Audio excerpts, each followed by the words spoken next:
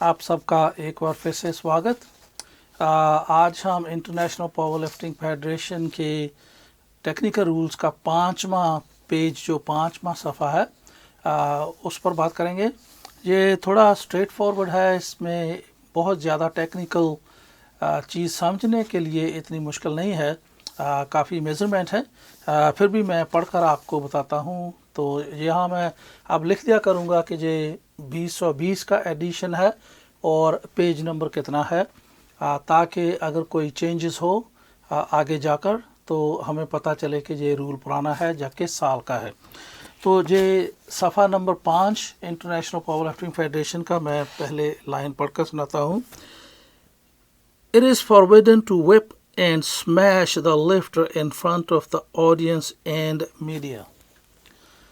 शायद आपको याद होगा कि कुछ साल पहले, मुझे पूरे साल तो याद नहीं कि कितने साल हो गए, कि लिफ्टर कई बार आते थे, वो अपने आप को थप्पड़ मारते थे या दीवार से सर टकराते थे या उसके कोचेस या फ्रेंड उसे थप्पड़ चपेड़ मारते थे, उसके बेल्ट मारते थे, पीछे से मारते थे।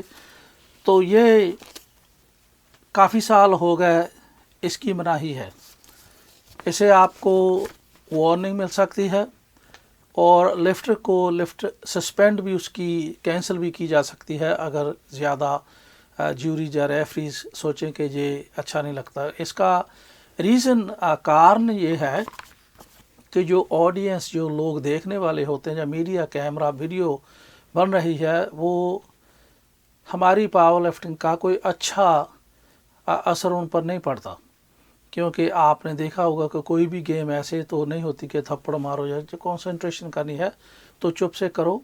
अगर करना ही है तो पीछे जहाँ वार्म अप रूम होता है उसमें कर लो, लेकिन जो देखने वाले दर्शक हैं उनके सामने या मीडिया के सामने आपको ये थप्पड़ वगैरह मारने की इजाज़त नहीं है। और इससे आगे की लाइन है, at all IPF events the organizer must provide for safety of athletes and officials qualified medical person on duty throughout the championship. तो जो बड़े कंपटीशन होते हैं, ये मीट डायरेक्टर जो चैम्पियनशिप ऑर्गेनाइज करता है, उसकी ड्यूटी है कि वो एम्बुलेंस का प्रबंध या डॉक्टर का कोई प्रबंध, किसी को चोट लग जाए किसी लिफ्टर को, तो कम से कम क्वालिफाइड वहाँ कोई मेडिकल डॉक्टर, कोई सर्टिफाइड होना चाहिए। ऐसे नहीं कि इसे पता है सभी जो ठीक करता है, लेकिन उसके पास सर्टिफिकेशन होना चाहिए, किसी न किसी तरह का क्वालिफाइड। और ये मीट डायरेक्टर की जिम्मेदारी है कि ये उसे प्रोवाइड करे। आपको ये भी बता दूं कि हम शायद आगे बुक में लिखा भी होगा कहीं कि जब लिफ्टर आते हैं थप्पड़ वगैरह मारने की नहीं इजाज़त। और जो अमोनिया, आपको पता है कि कई जो लिफ्टर हैं वो उनके पास कैप्सूल होता है, कईयों के पास जो छोटी सी शीशी होती है वो सूंघते हैं, उसकी भी मनाही है, वो पीछे सूंघ कर आए। क्योंकि लोगों को लगता है कि शायद जिनको पावर लिफ्टिंग का इतना नहीं पता, वो ऑडियंस में होते हैं या मीडिया के थ्रू देखते हैं, तो उन्हें लगता है कि शायद ये किसी किस्म का ड्रग है या स्टेरॉयड है या कुछ भी। इससे जो हमारा पावर लिफ्टिंग का जो अक्स है वो अच्छा नहीं बनता। इसलिए ये दोनों चीज़ वर्जित हैं। तो इससे आगे जाकर हम ये बात करने जा रहे हैं इक्विपमेंट एंड स्पेसिफिकेशंस। इक्विपमेंट का आपको पता है कि प्लेटफॉर्म, जहाँ हमारे जो बार्स हैं, डिस्क्स हैं, उनके मेज़रमेंट कितने होने चाहिए। जो वैसे इतने मुझे डिटेल में बताने की ज़रूरत नहीं, लेकिन थोड़ा मैं आपको बता देता हूँ। शायद कई चीज़ छोटी होती हैं, लेकिन याद रखने के लिए आपने अगर हिंदी में सुना होगा तो आपको याद रहेगा। ख़ासकर जिन लोगों ने कंपटीशन ऑर्गेनाइज करना है उन्हें थोड़ा पता लग जाएगा। पहली बात तो है स्केल। स्केल की थोड़े साल हो गए चेंजेस हुई है। शायद लोकल लिफ्ट जो हैं उन्हें पता नहीं होगा। मैं किसी ख़ास मुल्क की बात नहीं करना चाहता, लेकिन कई मुल्क ऐसे हैं यहाँ छोटे कॉम्पिटिशन्स में स्केल भी आपको बड़ी मुश्किल से मिलेगी, इतनी आसानी से स्केल वो नहीं मिलेगी, क्योंकि ये कहा है रूल में scale must be an electronic digital type and registered to the second place of decimals. So ये कहा है कि मैकेनिकल स्केल नहीं होनी चाहिए, डिजिटल इलेक्ट्रॉनिक स्केल होनी चाहिए। और पहले ये इतना सख्ती से नहीं लिया जाता था, लेकिन थोड़े साल हो गए। मैं जब थोड़े साल कहता हूँ तो आपको ये सोचने की बात नहीं है कि ये कल रूल बना है, या 10 साल या 20 साल 50 साल। ये रूल है कि जो स्केल है उसका 2 नंबर तक डेसिमल पॉइंट उसे उसकी कैपेबिलिटी वो ज़रूर बताना चाहिए। 2 डेसिमल का मतलब है कि अगर आप 93 किलो में या 105 किलो में 105 किलो में वज़न उठाना चाहते हैं, या 74 किलो में या 84 किलो में लड़कियों के लिए, तो पहले होता था कि अगर 84 किलो है तो ये किसी लड़की का वज़न होगा 80.1 और 80.2 और 80.3। अब ये नहीं चलेगा। 80.19, 80.05 या 80.98, 80.28 ऐसा 2 दशमलव पॉइंट जरूर स्केल को होना चाहिए। उसका रीज़न मैं आपको कारण बताता हूँ कि क्यों ये रखा गया है। कि ये हम फ़र्ज़ करो कि किसी लड़की का वज़न 80.1 है। अब 80.2 जाने के लिए 80.1 का मतलब है कि 80 किलो 100 ग्राम, 80.2 का मतलब है 80 किलो 200 ग्राम। तो अगर एक ही दशमलव पॉइंट है तो 80 किलो 101 ग्राम से लेकर 199 ग्राम तक वो 80.1 ही बताएगा। तो जब इनाम देने होंगे या फॉर्मूला जब हम देखते हैं कि बेस्ट लिफ्टर कौन है, जो इंडिया में पहले भी कहा था, वो स्ट्रॉन्ग मैन या स्ट्रॉन्ग गर्ल का जो मिलता है अवार्ड, तो थोड़ी मुश्किल होती है। इसलिए 1-1 ग्राम वो मशीन बताने के लिए कैपेबल होनी चाहिए। मैंने पहले कहा कि ये लोकल एरिया में छोटे जो कंपटीशन है उनके लिए काफ़ी मुश्किल है, लेकिन रूल यही कहता है। रूल मैं आपको बताता हूँ IPF का, और उसके आगे यही लाइन में लिखा है, they must have the capacity to weigh up to 180 kg।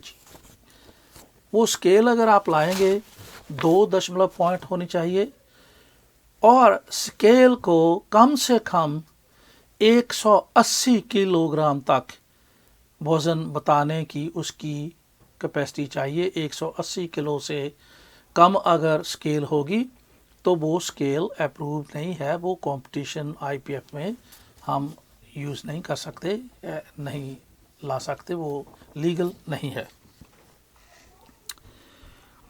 इससे आगे लिखा है, A scales certificate to accompany the scale must be current to within 1 year of the date the competition। आप 3 चीज़ें मैंने बताई है, तीसरी है मैं बताने जा रहा हूँ। मैं एक और सबसे पहले सभी बता देता हूँ। एक तो स्केल जो होनी चाहिए 2 दशमलव पॉइंट बताने वाली चाहिए। दूसरा है कि 180 किलो तक वज़न उसे ज़रूर बताना चाहिए। तीसरा है कि आपको सर्टिफिकेट दिखाना होगा कि ये स्केल टेस्ट हुई है, कैलिब्रेट हुई है किसी सर्टिफाइड कंपनी के द्वारा, कि ये 1 साल के पहले ज़्यादा से ज़्यादा साल, उससे 2-4 महीने, कल परसों, अगर साल से पुराना सर्टिफिकेट है तो वो चैम्पियनशिप में IPF के कंपटीशन में स्केल हो हम बरत नहीं सकते। तो ये स्केल का था। और उसके आगे प्लेटफॉर्म का है, वो सिंपल है, मैं उसकी बहुत डिटेल नहीं बताऊंगा। वो कहते all lift shall be carried out on a platform measuring between 2.5 meters by 2.5 meters minimum and 4 meters by 4 meters maximum वो कहते हैं कि प्लेटफॉर्म जो होता है जिस पर हम वज़न उठाते हैं प्लाईवुड का होता है, तो उसमें लिखा है कि वो कम से कम जो मीटर्स में है, आप उन्हें फुट में, उन्हें फीट में चेंज करना हो तो आप कर लीजिए। हम वीडियो इतनी लंबी नहीं करेंगे कि वो कम से कम 2.5 मीटर बाई 2.5 मीटर वो उसका मेज़रमेंट होना चाहिए कम से कम।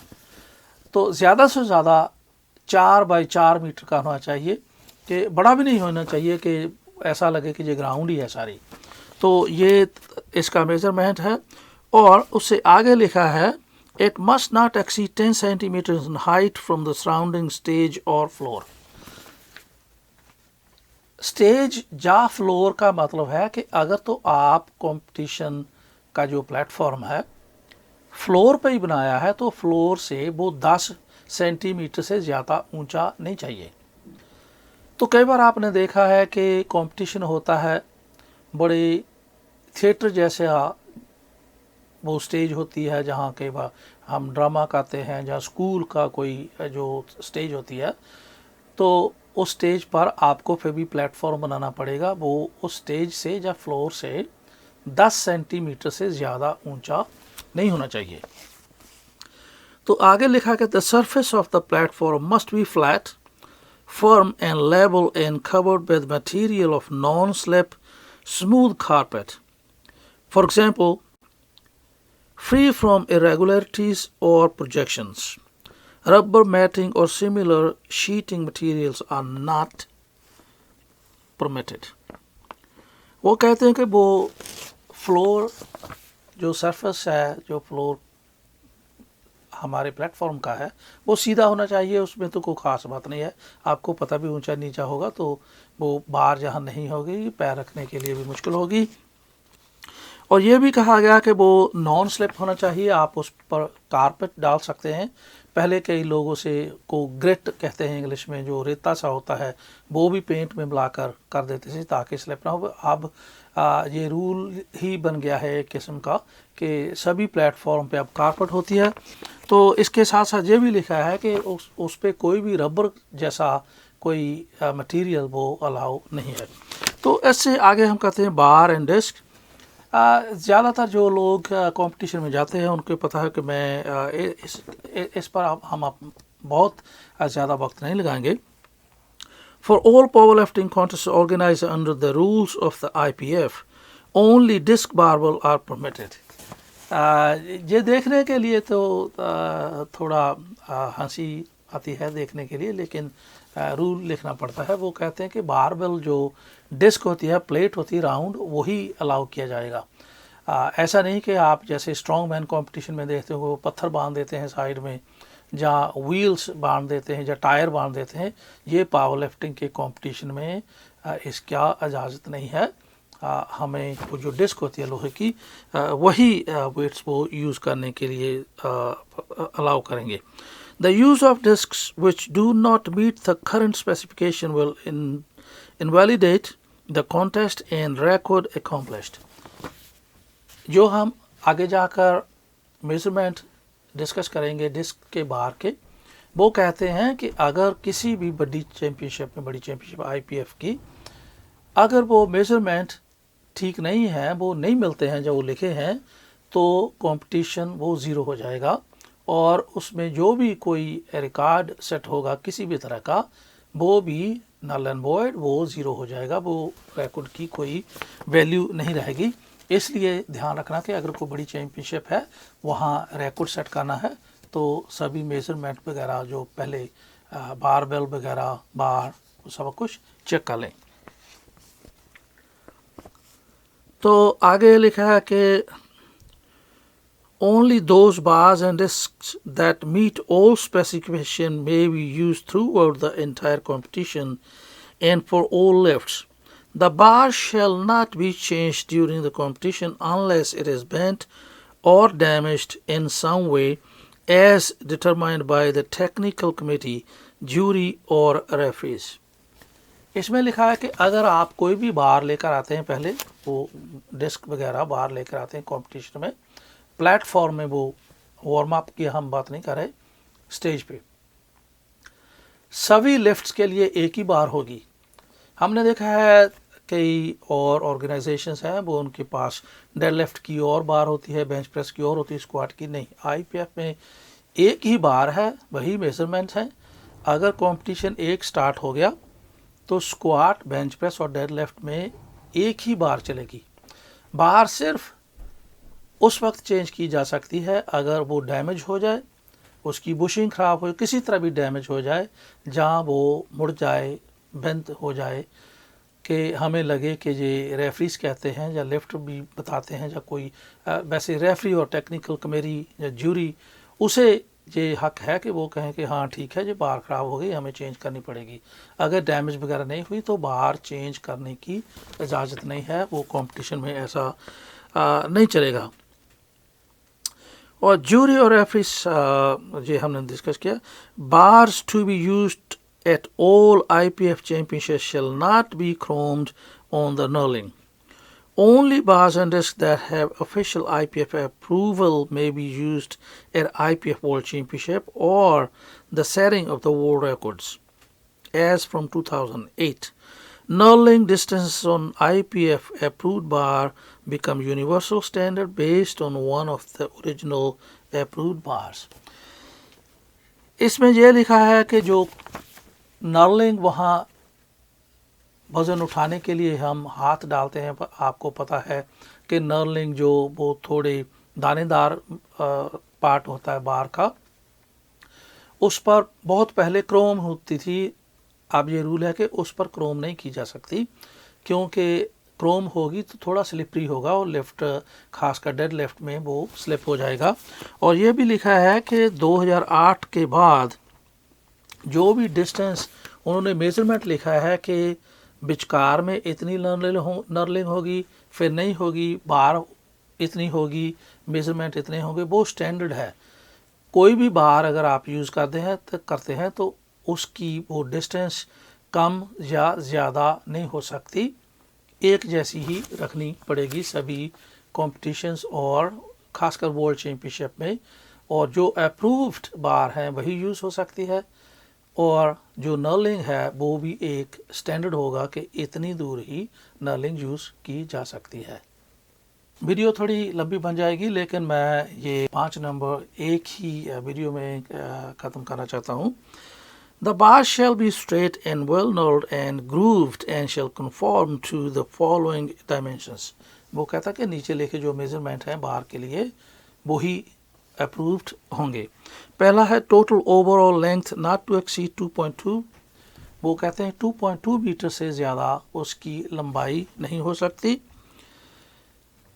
Distance between the collar faces is not to exceed 1.32 meters or less than 131 metre. वो जो कॉलर होते हैं उनके बीच का जो एरिया है 1.32, 1.32 ज़्यादा से ज़्यादा और 1.31 कम से कम उसका डिस्टेंस वो ज़रूर होना चाहिए। Diameter of the bar is not to exceed 29 millimetre और बी लेस दैन 28 मिलीमीटर। वो जो थिकनेस होती है, वो मोटाई होती है बार की, ज़्यादा से ज़्यादा 29 मिलीमीटर होगी और कम से कम 28 होगी। मैं आपको ये भी बता देता हूँ कि वो पावर लिफ्टिंग से रिलेटेड नहीं है। वो जो वज़न उठाते हैं सर से ऊपर, ओलंपिक लिफ्टिंग, वेट लिफ्टिंग हम हिंदी में कहते हैं भाला निकालना, उनकी बार थोड़ी पतली होती है। हमारी तकरीबन 29 मिलीमीटर होती है, उनकी मैक्सिमम मेरे ख्याल में, पक्का नहीं, मेरे ख्याल में 28। तो वो वेट लिफ्टिंग की और पावर लिफ्टिंग की बार की थिकनेस जो है वो एक नहीं है। और weight of the bar and collars are to be 25 kg। ये जो बार हम बात करते हैं, बार, सरिया, रॉड, ये मैं बता देना चाहता हूँ कि पावर लिफ्टिंग में अगर हम बार कहें तो ये मेज़रमेंट के लिए है, लेकिन जब हम कंपटीशन में जाते हैं तो कोई व्यक्ति बार नहीं मांग सकता कि लिखे मुझे बार दो। 20 किलो वज़न हम नहीं देते। बार का मतलब है कि कॉलर होंगे और 25 किलो कम से कम होगा, और 20 किलो की बार होती है, 2.5 किलो का ईच कॉलर होता है और उसका टोटल वज़न 25 किलो होगा। उससे कम और ज़्यादा होगा तो वो बार जो है वो कंपटीशन के लिए नहीं मंजूर की जाएगी। Diameter of the sleeve not to exceed 52 millimeter or to be less than 50 millimeter। वो जो बाहर स्लीव होती है जहाँ हम प्लेट डालते हैं उसका जो डायामीटर होता है, मोटाई होती है, वो कम से कम 50 मिलीमीटर ज़रूर होगी और ज़्यादा से ज़्यादा 52 कहते हैं, 52 हिंदी में मिलीमीटर होगी।